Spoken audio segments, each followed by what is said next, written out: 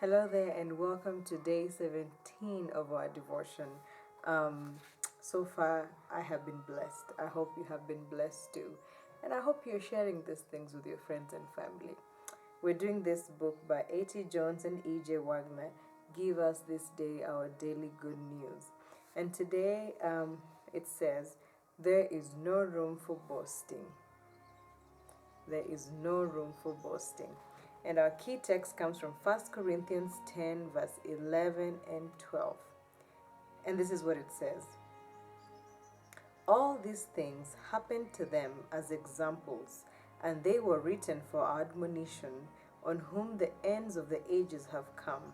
Therefore, let him who thinks he stands take heed lest he fall. The one who is relying upon God to hold him up does not depend upon his own efforts. He who constantly bears in mind that God is holding him up and that he must be held up is not going to be boasting of his ability to stand. If I had to be carried in here this evening, perfectly helpless, and 2 or 3 of the brethren should have to stand here and hold me up, it would not be very becoming in me to say, see how I stand. It is so with a Christian. The Word of God says, to his own master he stands or falls. Indeed, he will be made to stand, for God is able to make him stand. Romans 14, verse 4. The one who is trusting in God to hold him up, who knows it is God alone who makes him stand, it is impossible for him to begin to say, I am standing now, and therefore there is no danger of my falling. It is impossible for him to say that.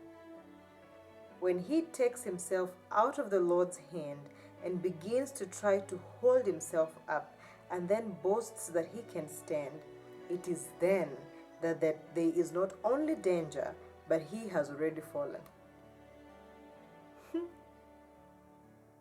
He has already fallen.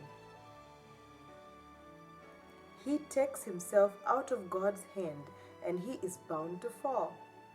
If I can measure myself to the satisfaction of myself and pronounce the balance settled, when it is set alongside of Christ's estimate, my own estimate is so far short that it condemns me utterly. The blood of Christ, the reconciliation of peace brought by Jesus, is in order that he might present you and me holy and unblameable and unreprovable in his sight. And how can that happen? If we let him carry us, if we let him hold us. Because if we start boasting, we have already fallen. I hope you are blessed by today's devotion, and I hope to see you next time. Until then, may God richly bless you. And please share the blessings with other people too. All right? Bye-bye.